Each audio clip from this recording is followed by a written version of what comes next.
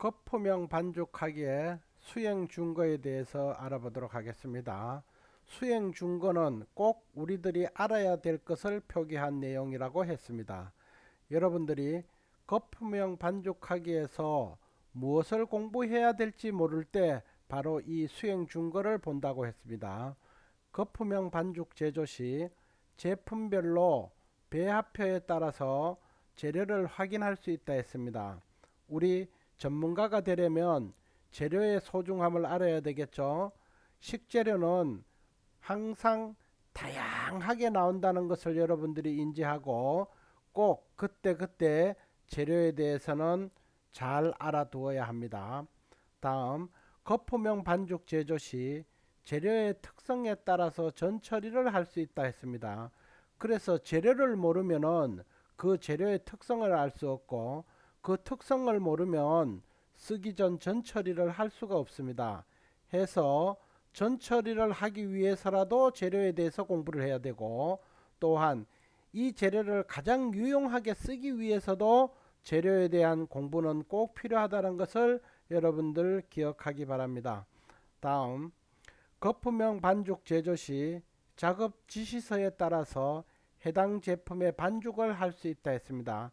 반죽형 반죽과 마찬가지로 거품형 반죽도 그 재료라든지 들어가는 양이라든지 이런 특성에 따라서 작업 지시서에 분명하게 써놨습니다. 이 제품은 어떠한 형태로 반죽을 해라 하는 겁니다. 그래서 반죽법에 따른 반죽을 할 수 있어야 하는 것입니다. 다음으로 거품형 반죽 제조 시 작업 지시서에 따라서 반죽 온도, 반죽 비중 등을 확인할 수 있다 했습니다. 자, 우리가 반죽 온도와 반죽 비중은 아주 중요한 것 중에 하나라고 했습니다.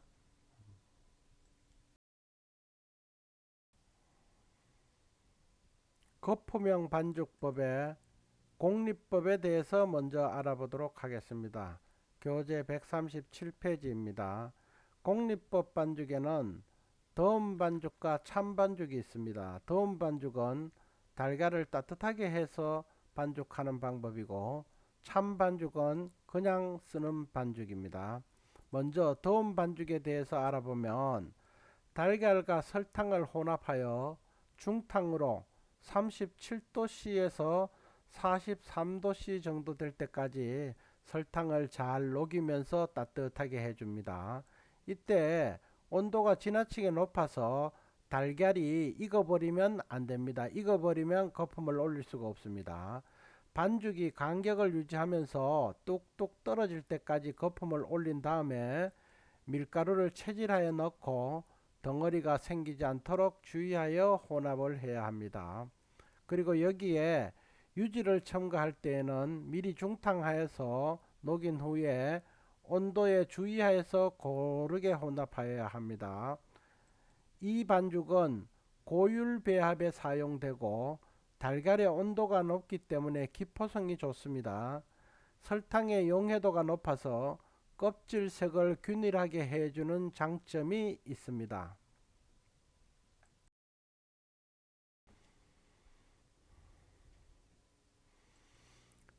다음은 공리법의 찬반죽에 대해서 알아보도록 하겠습니다.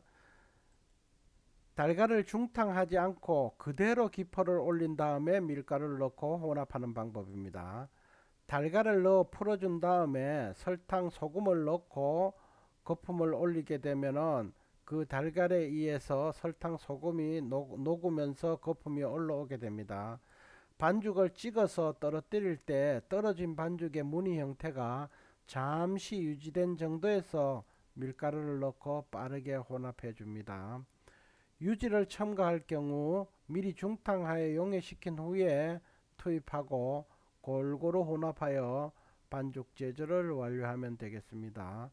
더운 반죽에 비해서 저율 배합 반죽에 사용하고 더운 반죽보다는 더 가벼운 제품을 만들 수 있는 것이 장점이라 할 수 있습니다.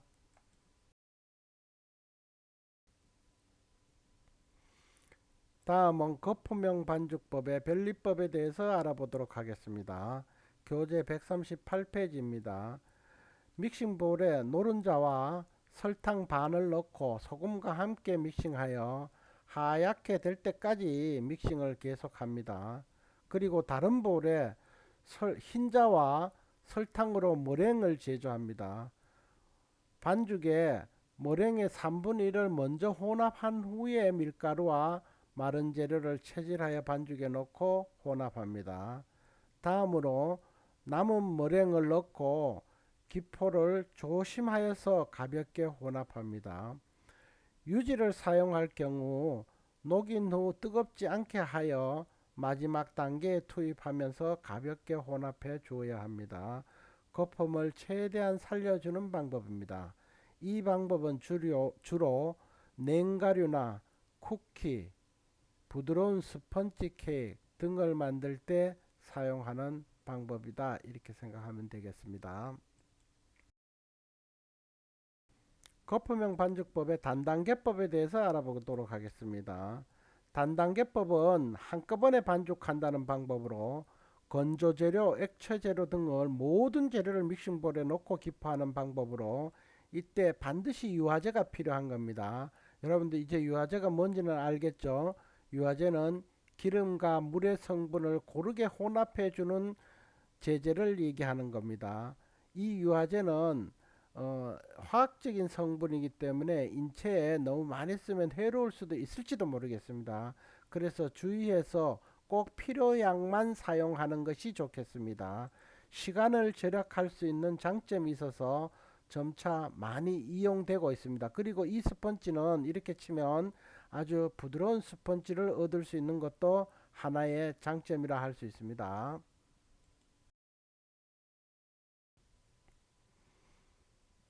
거품형 반죽의 시퐁형에 대해서 알아보도록 하겠습니다. 교재 138페이지입니다. 시퐁형 반죽도 마찬가지로 변리법과 마찬가지로 흰자와 노른자를 나누어서 반죽하는 방법입니다. 노른자에는 거품을 거의 내지 않고 흰자의 머랭과 화학 팽창제로 부풀리는 반죽을 시퐁형이라고 합니다. 이 반죽은 어떻게 보면 반죽형과 거품형의 조합형이라고도 할 수가 있습니다. 만드는 법에서 보면은 노른자에 소금 설탕을 넣어서 거품을 너무 내지 않고 이렇게 녹일 정도로 약간 이렇게 혼합해 주는 겁니다. 이렇게 해서 밀가루, 베이킹 파우더 등을 달걀과 함께 혼합하고 거기에 식용유, 물 등을 넣으면서 덩어리가 생기지 않도록 매끈하게 반죽을 만든 후에 여기에 달걀 흰자와 설탕으로 머랭을 만들어서 반죽에 나누어 넣으면서 이렇게 혼합해 주는 방법을 시퐁형 반죽이라고 할 수 있습니다. 시퐁형 반죽 케이크가 찌그러지는 이유에 대해서 한번 살펴봤습니다. 머랭의 힘이 충분하지 않는 경우에 찌그러질 수 있는데 이것은 흰자는 되도록 차갑게 하여서 100% 휘핑해 주는 겁니다. 그리고 설탕은 처음부터 넣지 않고 어느 정도 거품이 오른 후에 나누어서 넣어야 기포가 잘 오르고 필요에 따라서 주석산이나 레몬 주스 등의 산을 넣어서 머랭을 강하게 해주는 것이 좋습니다. 다음으로 가루 재료보다 머랭을 먼저 넣는 경우가 있는데 머랭을 섞은 상태에서 무거운 재료인 코코아 파우더나 밀가루 등을 넣으면 기포가 가라앉아 충분히 부풀지 못합니다. 이때 머랭은 반드시 반죽 후 마지막 단계 2, 3에 나누어서 아주 가볍게 섞어주는 것이 좋습니다.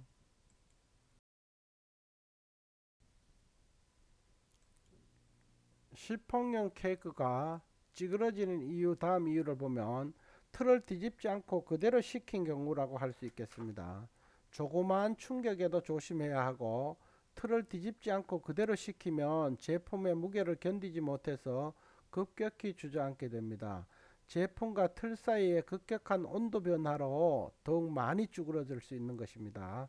오븐에서 꺼낸 즉시 틀과 함께 뒤집어서 10분 정도 완전히 식힌 후에 제품을 빼내는 것이 맞습니다. 충분히 식히지 않은 상태에서 틀을 떼어낸 경우에는 뜨거운 상태에서 제품의 틀에서 꺼내면 차가운 공기가 급격하게 들어가게 되어 온도 변화로 쭈글쭈글해지는 겁니다. 틀과 함께 뒤집어서 완전히 식힌 후에 천천히 분리하는 것이 좋습니다.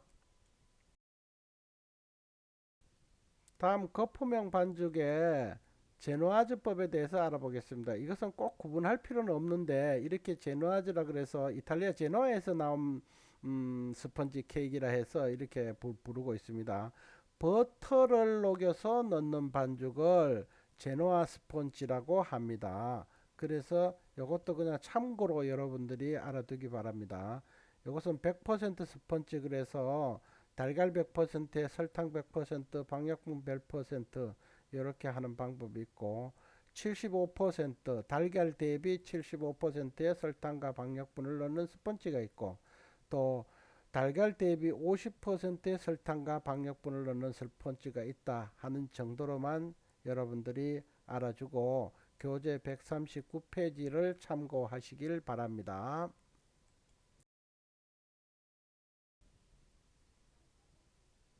자, 그럼 이제 거품형 반죽법의 공정상 주의점에 대해서 알아보도록 하겠습니다. 교재 140페이지에 나와 있습니다. 기름기는 달걀의 기포를 좋지 않게 하므로 사용하는 모든 기구, 기물, 그릇 등은 기름기를 깨끗하게 제거해 준 후에 달걀의 기포를 올리는 것이 좋습니다. 달걀을 중탕할 때는 50도씨 이상이 되어 달걀이 익으면 결이 좋지 않기 때문에 너무 뜨겁지 않게 중탕해 줘야 된다는 것을 꼭 기억하기 바랍니다. 달걀 믹싱의 한계점은 반죽의 색, 용적, 기포의 상태로 판단한다 했는데 달걀을 거품을 올리다가 보면 반죽 색이 변하게 되고 그리고 양적 변화가 있고 또한 고속으로 올리면 큰 기포가 들어가고 저속으로 하면은 작은 기포가 들어가게 되므로 거품의 마지막 단계에서는 고속에서 중속, 저속으로 한 후에 밀가루를 투입하는 것이 원칙입니다. 다음 밀가루의 혼합은 덩어리가 생기지 않도록 조금씩 나누어 혼합하고 글루텐이 생기면 결이 딱딱해지므로 지나치게 오랫동안 반죽하지 않는 것을 원칙으로 합니다. 거품형 반죽의 굽기 시 주의점에 대해서 알아보도록 하겠습니다. 교재 140페이지입니다. 유지 함량이 많은 제품은 약간 낮은 온도에서 조금 천천히 굽도록 하는 것이 좋습니다. 표면을 눌려서 자국이 남으면 단백질이 완전히 응고되지 않았다는 증거이므로 조금 더 구워서 누른 자국이 남지 않을 때까지 구워줘야 하는 겁니다. 롤케이크의 반죽은 얇아서 강한 윗불로 짧은 시간에 구워야 수분도 억제되고 윗면의 색상도 좋게 만들 수가 있습니다. 롤케이크의 반죽을 밑불이 강하게 구우면 말기를 할 때 터지기 쉬우므로 밑불은 조금 약하게 해서 굽는 것이 좋습니다. 변리법으로 반죽한 케이크는 윗불을 다소 약하게 하여 속까지 열이 통하도록 해서 천천히 익혀주는 것이 좋습니다.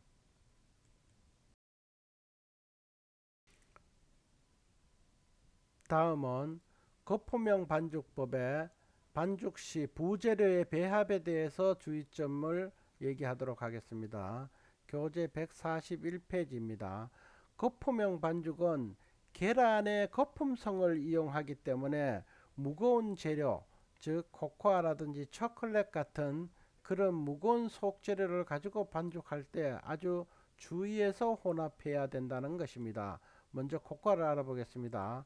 전체 밀가루 중량에서 코코아 양만큼 밀가루를 줄여서 사용해야 됩니다. 시럽이나 우유에 용해하여 혼합하는 방법과 밀가루와 채로 섞은 뒤에 혼합하는 방법이 있을 수 있습니다. 어떠한 것이 더 좋은 거는 그때그때 따라서 여러분들이 판단해야 될 걸로 믿습니다. 코코아는 흡수성이 강하므로 반죽의 기포가 없어지기 쉽고 딱딱한 스펀지가 되기 쉽습니다. 해서 코코아를 사용할 때는 적당량을 넣어야 한다는 것을 꼭 유념해 주기를 바랍니다. 다음 초콜릿을 녹여서 넣는 수가 있는데 우유나 시럽을 섞어서 대기를 맞춘 후 혼합하는 것이 좋습니다. 지나친 열을 가하여 초콜릿이 변하지 않게 하는 것이 좋습니다.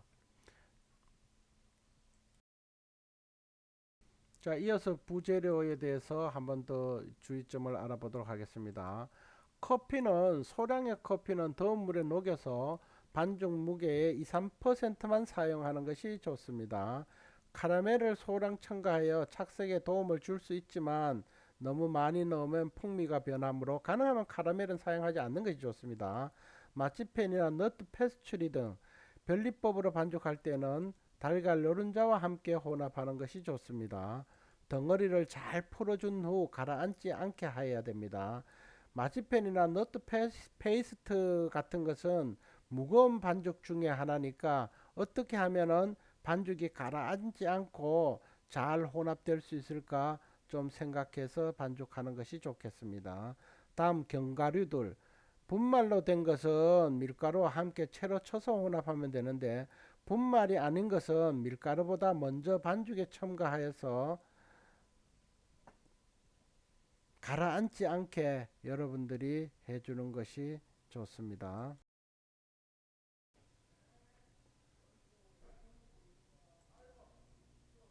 거품형 반죽과 머랭에 대해서 알아보도록 하겠습니다. 교재 141페이지입니다. 먼저 참머랭을 보면 달걀 흰자를 믹싱하면서 설탕을 조금씩 투여하여서 제조하는 그냥 하는 것입니다. 목적에 따라서 흰자와 설탕의 비율을 변화시켜 가면서 만들 수가 있습니다. 더운 머랭 흰자와 설탕을 미리 중탕하여서 설탕을 녹이고 살균시킨 후에 제조하는 머랭을 더운 머랭이라 할 수 있습니다. 더운 머랭은 결이 조밀하고 강한 머랭이 됩니다. 세공품을 만들기 좋은 특징을 가진 머랭이다 이렇게 생각하면 되겠습니다.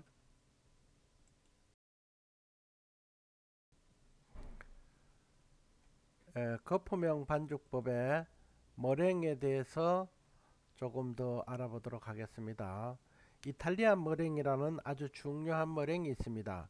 우리 제과에서 많이 사용하는 머랭인데 이 머랭은 설탕을 118도씨 정도로 끓여서 설탕 시럽을 만든 후에 그 시럽을 계란의 거품 속에 넣어서 제조하는 머랭을 이탈리안 머랭이라고 합니다.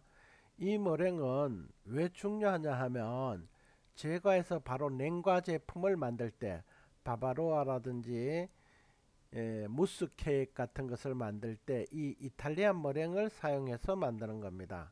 그래서 바로 먹을 수 있는 제품, 다시 재가열하지 않고 바로 먹을 수 있는 제품에는 반드시 이탈리안 머랭을 사용하여서 계란에 에, 이러한 균들이라든가 이러한 것들을 설탕의 뜨거운 시럽으로 해서 살균 소독을 해주는 의미가 있다는 것입니다.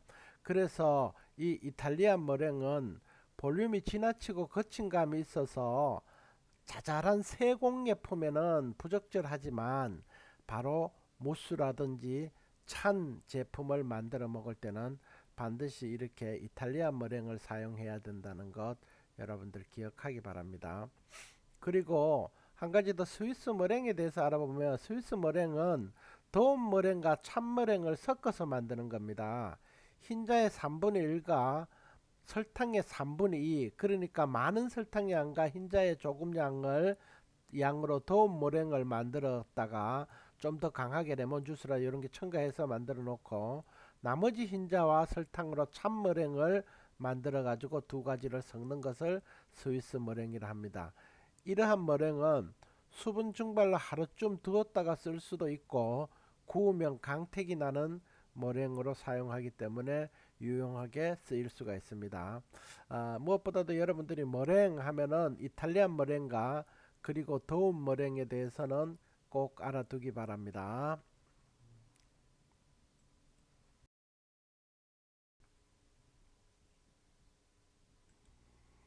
머랭을 사용하는 반죽 142페이지에 나와 있는 거 여러분들 참고하기 바랍니다.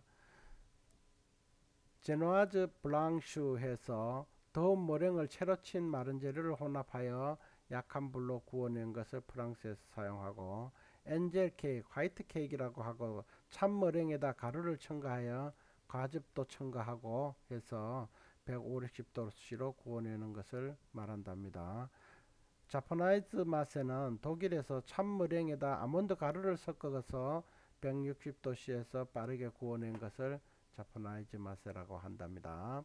여러분들 그냥 참고로 하기 바랍니다. 거품형 반죽법의 머랭을 제조할 때 주의점을 다시 한번 살펴보도록 하겠습니다. 교재 142페이지입니다. 흰자를 분리할 때는 노른자가 들어가지 않게 해줍니다. 노른자에는 흰자가 조금 들어가도 별 상관이 없지만 흰자 속에는 노른자가 들어가게 되면 노른자의 기름기가 흰자의 거품성을 방해하는 겁니다. 그래서 좋은 거품을 얻을 수가 없는 겁니다. 그래서 반드시 흰자에는 노른자가 들어가지 않게 분리를 해줘야 합니다. 그리고 믹싱 기구나 볼 등에는 기름기를 없이 깨끗하게 씻어서 항상 머랭을 만들 수 있는 준비를 해야 합니다.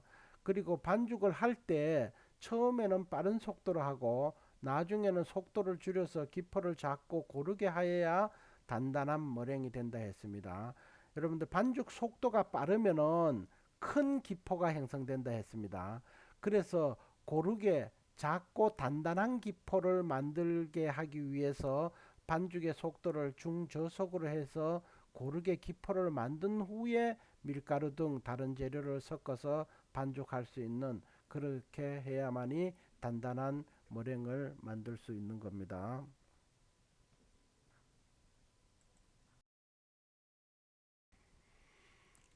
스펀지의 여러가지 이름 143페이지 한번 나와있죠. 여러분들 꼭 한번 기억하기 바랍니다. 이거 우리가 많이 쓰는 용어입니다. 스펀지 믹서, 핫 스펀지 믹서, 콜드 스펀지 믹서. 변리법은 콜 스펀지 믹서라고 영국에서 얘기한답니다. 버터 함유하는 건 버터 스펀지 믹서라 그러죠. 프랑스에는 제노아즈라 그러는 거 했죠. 변리법으로 짜는 반죽을 오델로라 그랬습니다. 우리 오델로 반죽한다 그러는 게 변리법 짜는 반죽을 만드는 것을 오델로 반죽이라 했습니다. 여기에 고기에 맞는 스펀지 믹서는 빠따 비스큐, 프랑스에서는, 독일에서는 비스큐 마세라고 합니다. 이렇게 각국에서 불러지는 이름이 있다는 것도 여러분들 참고로 알아두면 좋겠습니다.